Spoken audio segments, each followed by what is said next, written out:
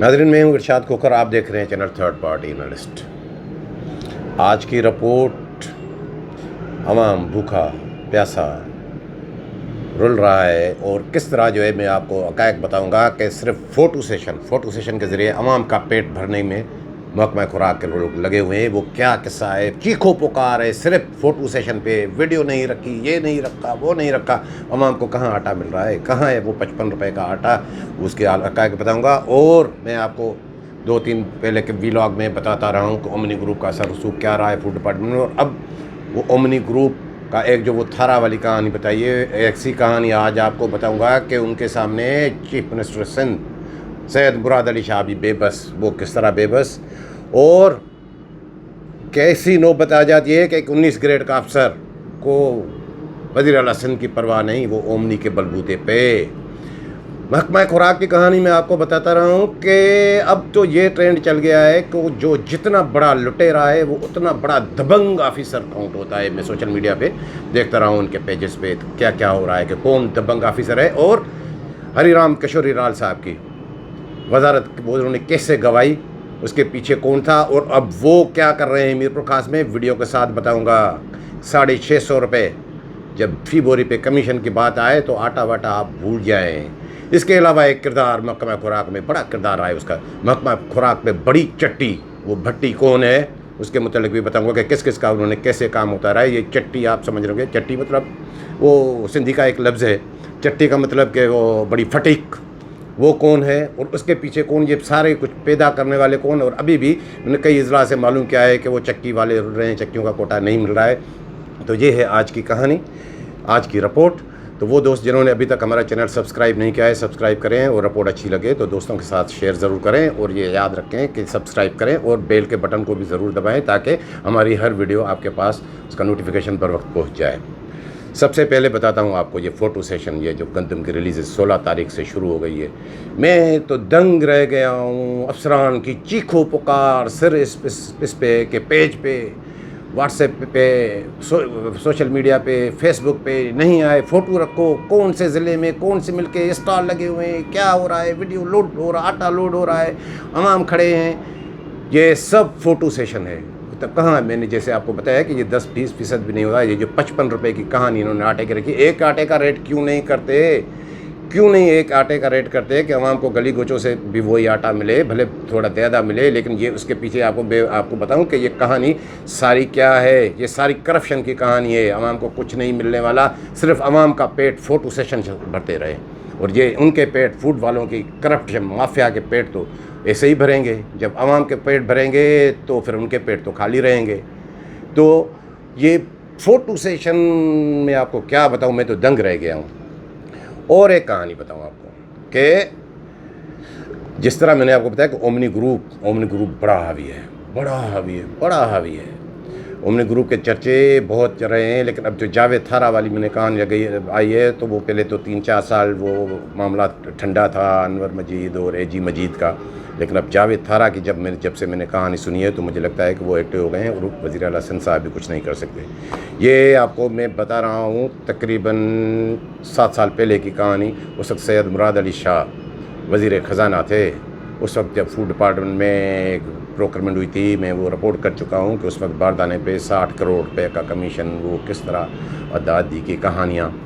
तो वो उस वक्त तो वो नहीं थे। लेकिन उसके बाद जब 2016 में 15 में जाके 16 में तकरीबन जब चीफ मिनिस्टर बने, तो एक किस्सा बताऊँ कि एक फूड डिपार्टमेंट का अफसर है, राथा डायरेक्टर, किसी की परवाह नहीं। पहले तो थे, फिर उनको एजी मजीद के इतने करीब हो गए, अनवर मजीद के जब करीब हो गए, जब उनके करीब हो गए तो फिर चीफ मिनिस्टर या बाकी और जो है हुकूमत सिंध के जो है काम के सामने जो है वो उनके क्या परवाह। वो अपनी मर्ज़ी से सेक्रेटरी वो तैनात कराते थे डायरेक्टर होते हुए, राह पोटो साहब। उसी ने ये सारे जो माफिया को परवान चढ़ाया। और अब भी मुझे लगता है कि उसका शायद कुछ न कुछ वो हाथ हो, लेकिन वो पता चल जाएगा। तो एक किस्सा आपको बताता हूँ कि चीफ मिनिस्टर साहब को उस अफसर से बात करने की ज़रूरत पड़ती है तो वो क्या करते हैं, फ़ोन बंद। मुझे याद है कि मेरे तक उस वक्त भी इतना आई थी कि उनके आखिर चीफ मिनिस्टर इतना मजबूर कि उनके पर्सनल स्टाफ से फ़ोन की पे रब्ता करने की कोशिश करने के साहब के नंबर बंद।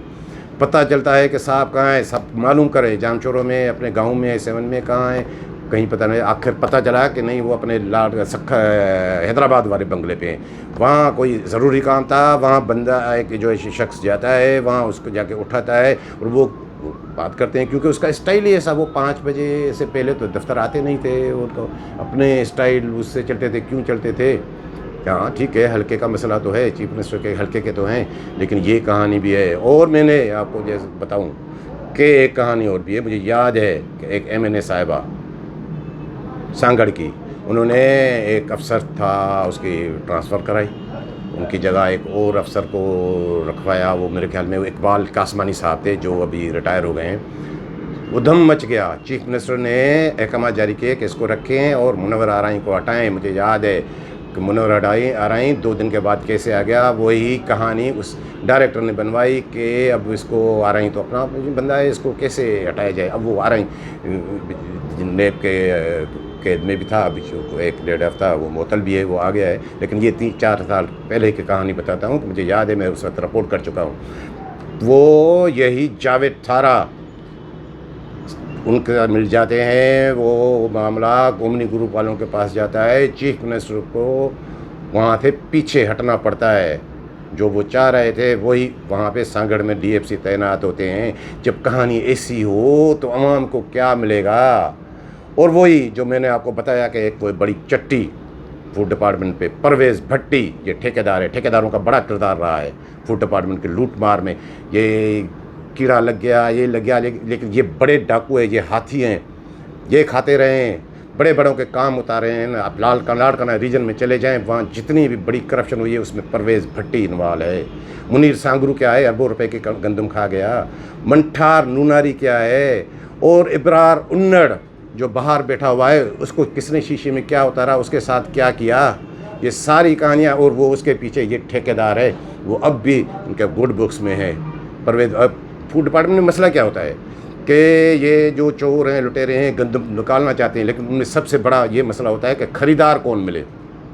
जब इजीली ख़रीदार मिल जाता है तो जितनी गंदम आती है चले, और वो भी ख़रीदार जो डिपार्टमेंट का अपना ठेकेदार हो, उसके थ्रू। ये मौसूफ की तस्वीर तो देखें आप, ये है परवेज़ भट्टी। इसके कारनामे आपको मैं बता रहा हूँ कि, और मज़े की बात ये कि उसका कहीं रिकॉर्ड पे नाम नहीं। क्यों नहीं नाम? इसलिए कि जो इंचार्ज हैं, ज़िम्मेदार तो वो हैं, उन्होंने बेच खाई। तो जो चोरी में शामिल होता है, चोर तो चोर है, जो उसको जो है सहूलतकार है, क्या वो चोर नहीं होता? उस पर हाथ क्यों नहीं पड़ रहा?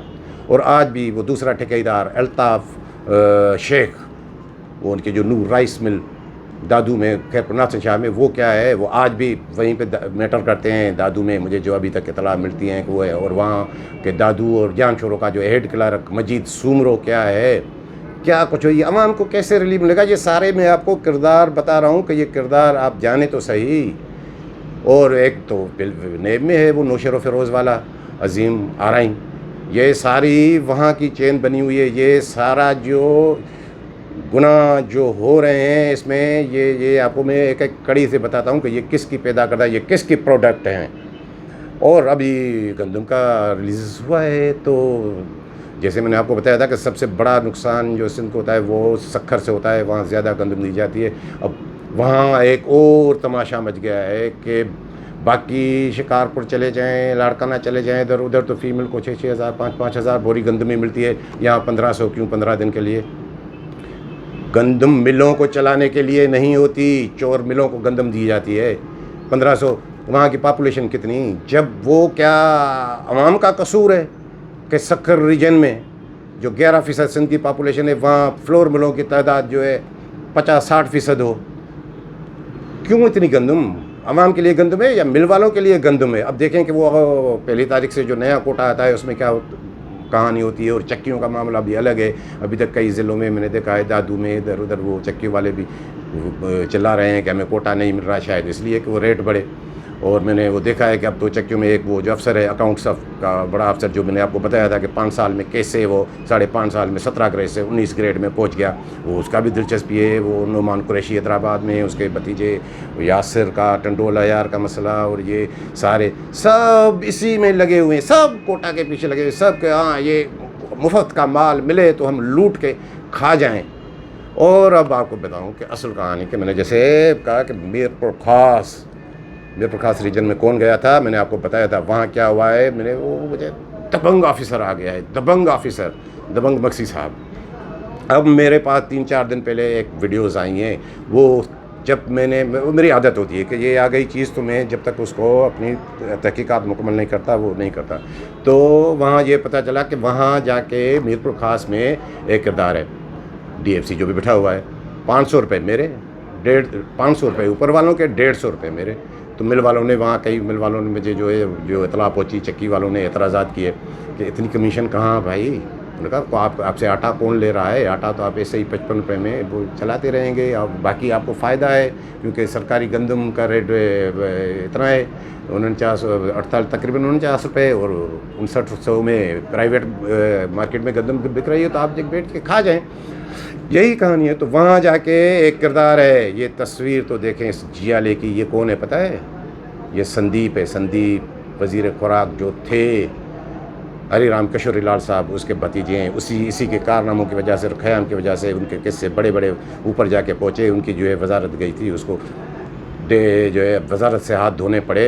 वक़्मा खुराक तो छोड़े, अक़लियती उमूर के वज़ीर भी वजारत भी गई। और मुझे पता है कि ये मामलात उनको अभी तक ये जो संदीप कर रहा है, उन्होंने DFC से मिल के ये कहानी की है कि मैं इनको मिल वालों को ना दें, 650 रुपये मैं देता हूँ फ़ी बोरी गंदम पे, मुझे दें गंदम। और उसकी संदीप की नज़र चक्कियों के कोटा पे भी कि आपकी कोटा मुझे मिले, मैं आपको 40% 50% दूंगा, बाकी आप जो है 20% 25% मेरे मिल का आटा चक्की के ब्रांड पे चलाएं ताकि उसका मीटर भी चलता रहे। कहानी तो देखें कि क्या हो रहा है। और वहाँ से वो ट्रक निकलते हैं 2-3 दिन पहले, 22 व्हीलर ट्रक मिल के लिए या चक्की के लिए कोई कोटा लेने आता है? 22 व्हीलर ट्रक, और वो सीधा निकलते हैं मीरपुर खास से और हाईवे पे आते हैं। वो उसका कराची में सौदा किया गया, वो कराची गंदम आती है। ये वीडियो आप देख सकते हैं कि ये इसमें आप अंदाज़ा लगाएं कि 22। और मुझे मैंने जो थोड़ी तहकीकात की कि ये जो वीडियो जो है ना, वो खुद चक्की मालकान ने कुछ हैं वहाँ जो इससे नाराज़, जो इसके संदीप के जहाँ से नहीं आ रहे थे, उन्होंने कराई है। और ये आप कहानी देखें कि जिसकी वजह थे हरी राम किशोरी लाल साहब, आप वजारत खो बैठे। अब पता नहीं ये क्या क्या आपसे गवाएगा, क्या क्या गवाह बैठेंगे ये संदीप के कारनामे तो देखें। और एक बात ये रही है कि फूड डिपार्टमेंट में वो अफसरान हो या प्राइवेट पर्सन हो, जो भी जिन्होंने भी चोरी की है, वो कुछ भी हो जाए उसका हाथ काट दो, पाँव काट दो, लेकिन वो अपना काम करते रहेंगे। जिस तरह मैंने आपको परवेज़ भट्टी की कहानी बताई, अल्ताफ़ शेख की बताई, ये संदीप की बता रहा हूँ। ये प्राइवेट पर्सन ये नहीं इधर उधर होंगे क्योंकि यहाँ अरबों रुपए की जो सब्सिडी है, तकरीबन 18-20 अरब रुपए की सब्सिडी, वही तो खानी है अवाम के नाम पे। अवाम को कुछ नहीं मिलने वाला। हाँ, तो ये जो मैं आपको नाज़रीन कहानी बता रहा था, दबंग ऑफिसर जो दबंग मक्सी और संदीप जो हरी राम किशोरी लाल साहब के जो भतीजे हैं, इनकी कहानी अब उनमें जब मामला बन गया है, तो अब आज मेरे पास नोटिफिकेशन पहुँचा है कि मीरपुर खास के हिंगोर सेंटर में का इंचार्ज जो उर्स दर्स, उन्हें हटाकर आबिद पंवर को तैनात किया गया है। ये आबिद पंवर की कहानी गुज़श्ता सीज़न के दौरान भी चली, लाख कोशिश की थी, आबिद पंवर को वहाँ से हटाया गया था। मीरपुर खास में भी नहीं, खैरपुर में भी उसको टिकने नहीं दिया गया। क्यों कि उसके पीछे भी संदीप का हाथ क्या, ये हक़ाइक़ बता रहा हूँ कि गुज़श्ता सीज़न के दौरान 5-6 हज़ार बोरी का मामला था, वो निकल गई। वहाँ से चालान जो भरने पड़े वो संदीप ने भरे, और उसमें जो खाते में आती थी इसके इंचार्ज के पंवर के, वो पैसे भी उन्होंने भरे। तो अब उसके 2.5 वो तो कह रहे हैं कि 1.25 करोड़ है, वो कह रहा है कि नहीं 1.5-2 करोड़ की रिकवरी है मेरी। तो अब उसको वहाँ तैनात कराने का मकसद यही है कि वो जो उन्होंने रिकवरी करनी है, अब उसको तैनात यहाँ से इस पर नज़र रखें, वहाँ से गंदम निकलेगी। क्योंकि संदीप अपना नुकसान कभी नहीं चाहेगा, वो चाहेगा पंवर का कुछ भी हो जाए लेकिन उसकी रिकवरी हो जाए, क्योंकि ये 1.5-2 करोड़ रुपए का मामला है। वरना और हिस्सा ही था। तो गुज़श्ता सीज़न के दौरान लाख जोर लगाए थे हरी राम किशोरी लाल ने, तैनात नहीं हो सका था आबिद पंवर। तो ये कहानी देखिए कि ये कहानी कहाँ से कैसे कैसे घूम के आ रही है, तो आवाम को क्या फ़ायदा मिलेगा। तो आगे चलते हैं। एक बात मैंने और भी देखी कि कुछ दिन पहले मैंने वो एक टीवी चैनल पे तकरीबन यार था या ऐसा था कि बड़ा चोर करके पेश किया गया। मेरा ये असूल है कि जो बात होगी वो बताऊंगा, हक़ाइक़ बताऊंगा, किसका क्या कितना कसूर है। कि हरी राम किशोरी लाल साहब के लिए जो बड़ी खबर के ये 1,68,00,000 बोरी 1,68,000 बोरी गंदम खा गया। मुझे बड़ा थोड़ा अफसोस हुआ। मुझे याद है कि जब ये मामला आया था 1,70,000 बोरी का, मैंने खुद वो कवर किया था कि प्रेस कॉन्फ्रेंस की थी हरी राम किशोरी लाल ने। लई कमन उस वक्त सेक्रेटरी थे उनके साथ, उन्होंने ये इंकशाफ किया था कि ये गंदम उस वक्त और उसमें कौन इन्वॉल्व क्यों उसमें अभी आपको नज़र नहीं आ रहा। अब मसला ये है कि अब वो उसको ही पेश करना है। अभी तो मुकेश कुमार चावला साहब हैं, वो क्या करते हैं, इसकी मिनिस्टर वो हैं। अब क्या करें कि सिर्फ फूड डिपार्टमेंट नहीं है, उसके साथ एक्साइज का डिपार्टमेंट भी है, थोड़ा बहुत वो भी ख्याल आ जाता है। और मैं आपको बताऊं कि वो कहानी इतनी लंबी कहानी है कि उसमें जो जो नेब में केस चल रहा है, मेन किरदार जो उसकी जो हेडिंग यही है कि राहुल कुमार एंड अदर्स, जिसमें वो DFC आपको बताता रहा हूँ कि बड़ी बात रहे, असलम वो भी उसमें इन्वॉल्व हैं। तकरीबन 1.5 लाख बोरी घोटकी से आती है, वो कैसे जो रिकन्सिलेशन अभी तक नहीं हुई, वो हड़प हो जाती है, वो मुअत्तल है राहुल। और राहुल के लिए क्या कि मुझे जो पता चला है कि उसके लिए गुजारे का पैसे भी नहीं है, लेकिन उन्हें अब बहाल करके, ये हो सकता है कि ना हो, कई ऐसी मेरी वीडियो होती हैं कि फिर वो मामलात गड़बड़ भी हो जाते हैं इनके, तो उसको बहाल करके उसे DFC ईस्ट लगाए हैं कराची में। ईस्ट बहुत बड़ा डिस्ट्रिक्ट है, मंथली के लिहाज से बहुत बड़ा डिस्ट्रिक्ट है, बड़ी कमाई होती है। अब वो कहानी मैंने जब कहा कि ये ऐसे कैसे बहाल होगा, तो पता चला कि भाई उसमें थोड़ा वो 70 लाख का मामला है। अब जिसको गुजारा करने के लिए पैसे नहीं, पता नहीं है 70 लाख कहाँ से आएंगे भी या नहीं आएंगे, या देखते हैं कि ये मामला कहाँ जाता है। तो ये कहानी, ये अब सारी जिम्मेदारी मुकेश कुमार चावला की है। और वो जो दबंग ऑफिसर जो बैठा हुआ है, जो दबंग मक्सी, उसकी कहानी ये भी बता दूँ कि वो 2013 में भर्ती कैसे हुए हैं, नेब में केस चल रहा है, कोर्ट में केस है, वहाँ ये मेरे पास लेटर पड़ा है कि एडवर्टाइजमेंट 2013 में होती है, उसके वालिद जो है उस वक्त डायरेक्टर हैं, 84 पोस्टों की भर्ती हो जाती है 172, लेकिन वो 172 से भी कहीं और कहानी है, वो किसी और व्लॉग में बताऊंगा कि उसमें लिखा हुआ है कि 114 ऐसे लोग भी अपॉइंट हुए हैं जिन्होंने अप्लाई नहीं किया, वो अपॉइंट हो जाते हैं। अब इतनी कहानी आप देख रहे होंगे कि ये जो सारे किस्से हैं, ये सारे करप्शन के किस्से हैं ना। अवाम को रिलीफ देने की तो कोई तवक्को ही नहीं है, मिलने की कोई तवक्को ही नहीं है। अवाम को रिलीफ कैसे मिलेगा जब ये किस्से, ये जो करप्शन है, ये ख़त्म होगी। तो ये थी आज की वीडियो पसंद आई हो तो दोस्तों के साथ शेयर ज़रूर कीजिएगा। और तो अभी मुझे दे इजाज़त, मिलेंगे अगले वीडियो के साथ।